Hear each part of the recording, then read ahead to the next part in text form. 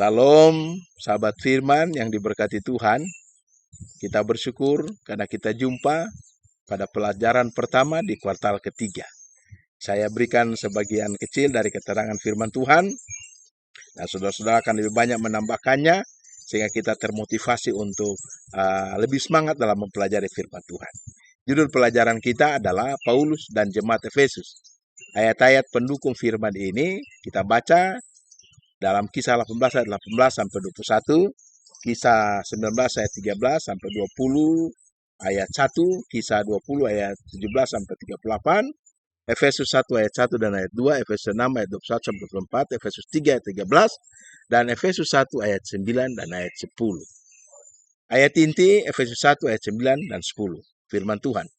Sebab ia telah menyatakan rahasia kehendaknya kepada kita sesuai dengan rencana kerelaannya, yaitu rencana kerelaan yang dari semula telah ditetapkannya di dalam Kristus sebagai persiapan kegenapan waktu untuk mempersatukan di dalam Kristus sebagai kepala segala sesuatu, baik yang ada di surga maupun yang di bumi.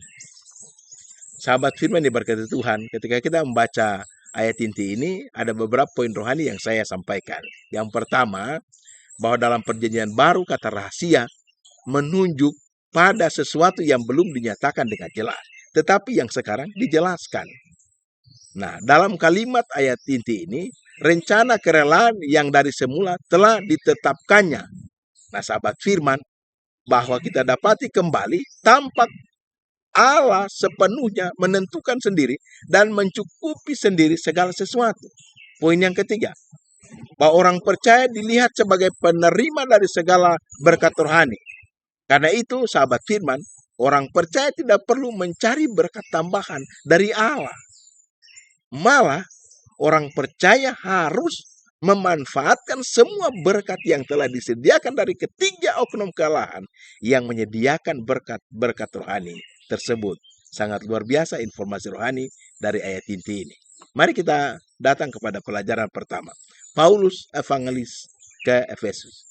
Jika kita membaca Kisah 18 ayat 18 sampai 21, timbul pertanyaan, apa yang dilakukan Paulus ketika pertama kali dia mengunjungi Efesus di akhir perjalanan misionaris kedua?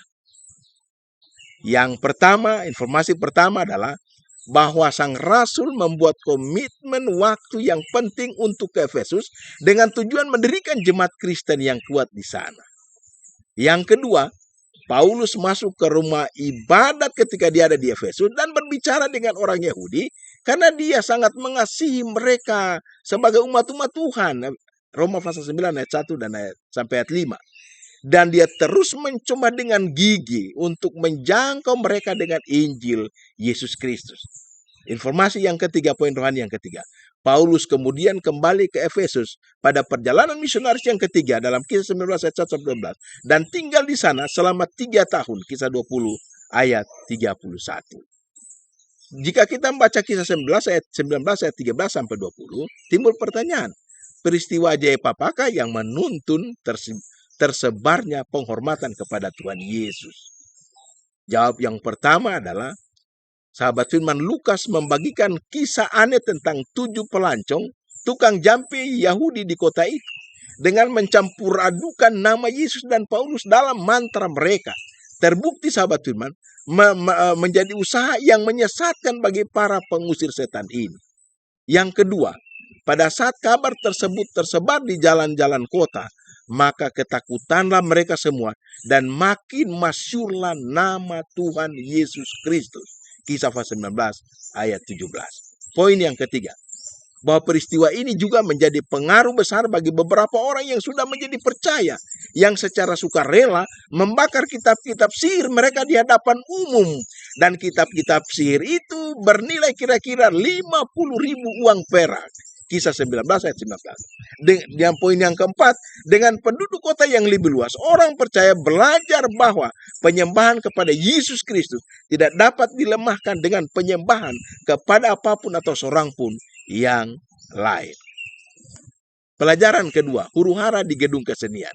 Jika kita membaca Kisah 11 ayat 21, kita dapati pertanyaan seperti ini. Pelajaran apakah yang dapat kita ambil dari cerita ini? tentang terjadi huru-hara di gedung kesenian.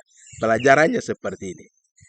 Sahabat firman, bahwa kesaksian Paulus di gedung kesenian yang besar dan megah di kota Efesus sangat efektif sehingga nggak dapat mempengaruhi mesin ekonomi yang menggerakkan kota, yaitu turisme yang berfokus di kuil Artemis.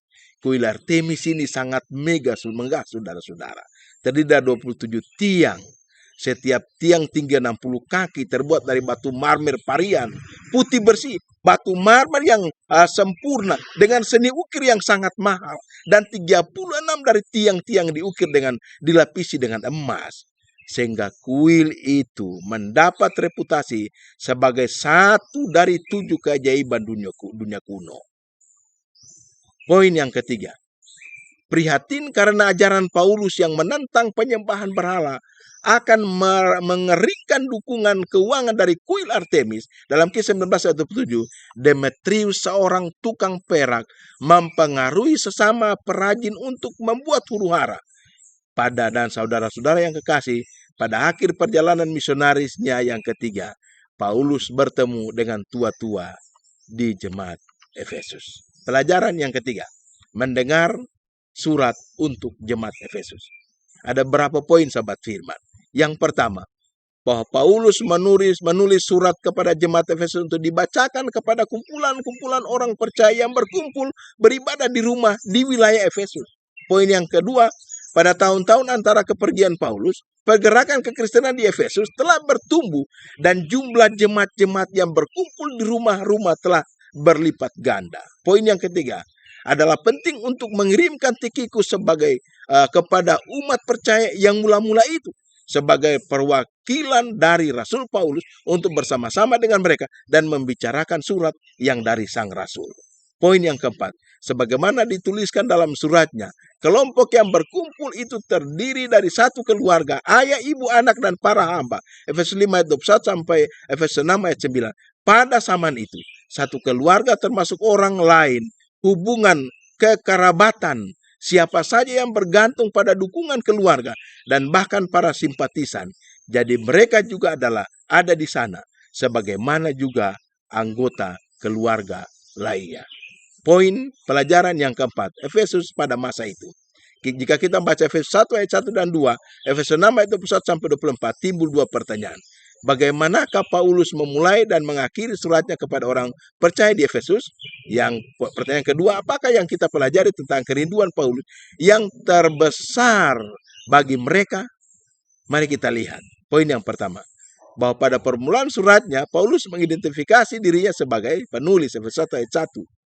Yang kedua, mendekati pertengahan suratnya, Paulus kembali mengidentifikasi dirinya dengan menyebutkan namanya, memanggil dirinya orang yang dipenjara karena Kristus Yesus untuk kamu orang-orang yang tidak mengenal Allah. Efesus 3 ayat 1. Yang memperkenalkan suatu refleksi pribadi dan yang pekerjaannya sebagai seorang rasul. Efesus 3 ayat 1 sampai ayat 13.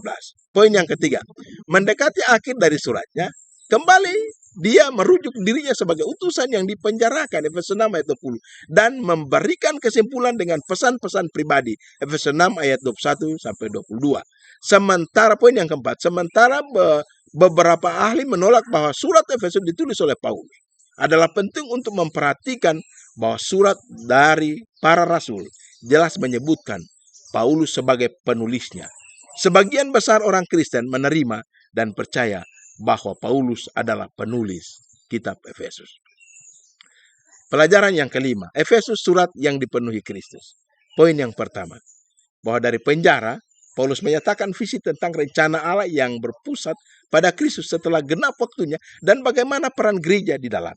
Poin yang kedua, bahwa Allah bertindak di dalam Kristus untuk memulai rencananya untuk mempersatukan di dalam Kristus sebagai kepala segala sesuatu, baik yang ada di surga maupun yang di bumi. Efesus 1 ayat 10.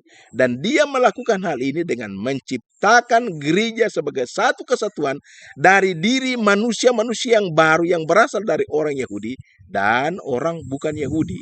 Efesus pasal 2 ayat 14. Poin yang ketiga, bahwa orang percaya dipanggil untuk bertindak selaras dengan rencana ilahi. ini sahabat firman memberikan peringatan kepada kuasa kejahatan bahwa tujuan akhir Allah sedang berlangsung. Efesus 3 ayat 10. Poin yang keempat, sebagaimana dikatakan dalam Efesus 1 ayat 1, ayat 9 dan ayat 10, kesatuan yang direncanakan Allah adalah kesatuan di dalam Kristus. Jadi sahabat firman, tidaklah mengherankan untuk menemukan bahwa Efesus adalah surat yang bermandikan Kristus, di mana terdapat pujian terhadap tindakan Allah di dalam Kristus dan merayakan akses umat percaya pada sumber-sumber rohani yang ditawarkan di dalam Kristus. Poin yang kelima, bahwa Paulus menggunakan frasa di dalam Kristus dan frasa yang sejenis lebih dari 30 kali di mana-mana meninggikan Yesus. Sementara saudara membaca surat ini, perhatikan frasa-frasa ini dan perhatikan pada baca berbagai cara bagaimana Paulus berfokus kepada Yesus. Poin yang keenam, bahwa Paulus berusaha untuk menyalakan kembali komitmen rohani orang percaya di Efesus dengan mengingatkan mereka bahwa mereka adalah bagian dari gereja yang merupakan inti rencana Allah untuk mempersatukan segala sesuatu dalam Kristus. Ketika dia menggunakan kata gereja, bahasa Yunani eklesia, di dalam suratnya yang dimaksudkan adalah gereja universal atau gereja secara luas, bukan global. Tuhan Yesus memberkati kita. Shalom.